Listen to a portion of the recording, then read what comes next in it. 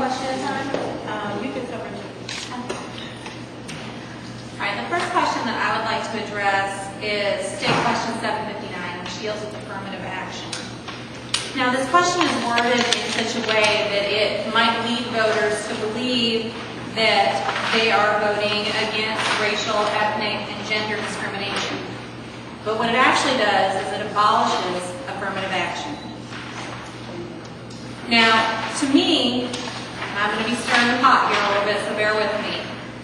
I find it a little curious that legislation that is so racially charged would appear on our ballot during a presidential election year such as this. Okay. Now, my own personal opinions and questioning of motives aside, we need to look at this question and what affirmative action actually does and what this question, the consequences that this question would have. Affirmative action is not a quota system. It is already illegal in our state for people to be hired solely based on their race, ethnicity, or gender. What affirmative action does is it encourages the personnel departments, the people in charge of hiring, to reach out to minority communities, to actively recruit, to try to ensure that their staff is diverse. Now, they do this to help level the playing field to those who have historically and currently experienced racism and sexism. Now, those opposed to affirmative action may claim that these laws are unnecessary or that minorities already have protection through our legal system. My argument is that discrimination is something that is very difficult to prove in a court of law. And so affirmative action is necessary so that we can be proactive and help prevent this kind of discrimination from taking place in the first place. It would be an incredible blessing on our nation and our state if racism and sexism and discriminations of all kinds were not something that we had to worry about. But sadly, it is.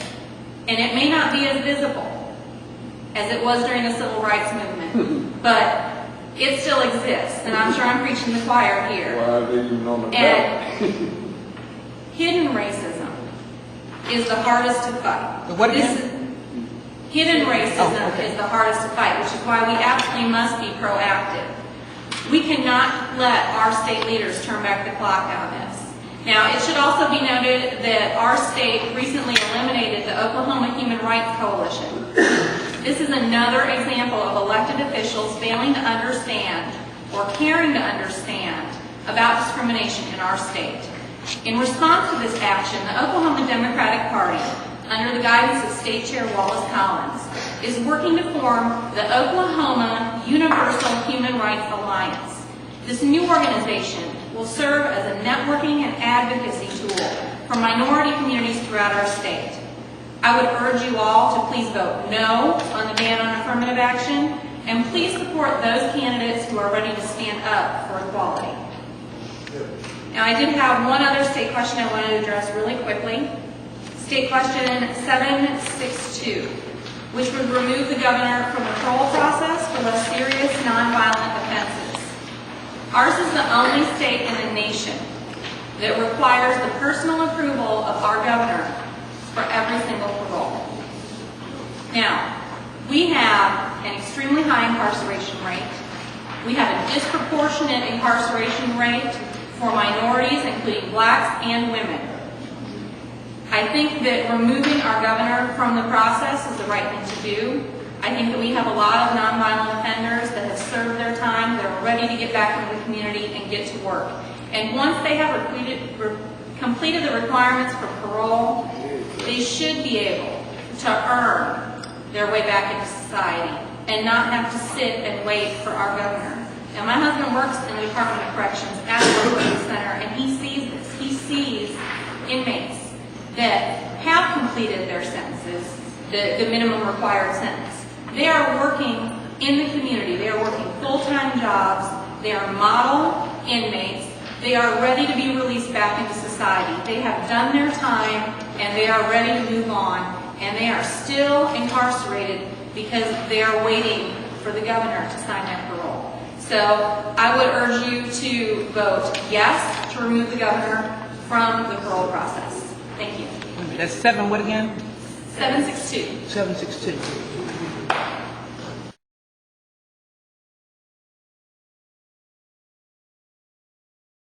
And for people being discriminated against, I think that that would be impossible to measure. I don't think that, it was said that the legitimate and blatant acts of discrimination, but how many people walk into an interview and walk out being told, I'm not going to hire you because you're black, or I'm not going to hire you because you're a woman.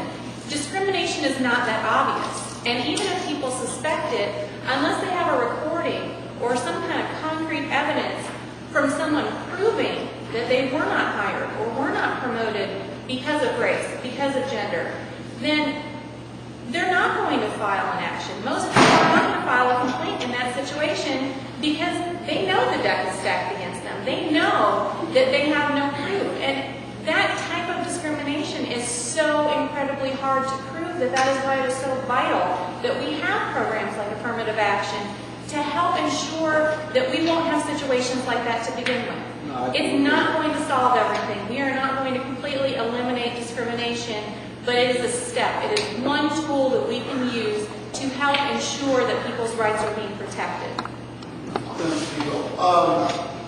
You said there's no way to prove it. What about pay scales? We know that in the state of Oklahoma and other places in this country, that white males make more than black males in the room. So that puts it also in a category, don't you think? Yes. Of being discriminated against because of the pay scale? As far as the pay scale, yes, definitely. And that's why I'm a big supporter of legislation that would seek to make a pay more equal, like the Lilly Ledbetter Fair Pay Act, and support equality in the workplace. I think if you're doing the same work, you should get the same pay. And there is a big discrepancy, particularly, yes, between men and women, between whites and minorities. It's a fact. We have women that are doing the same job, that are working just as hard and making quite a bit less.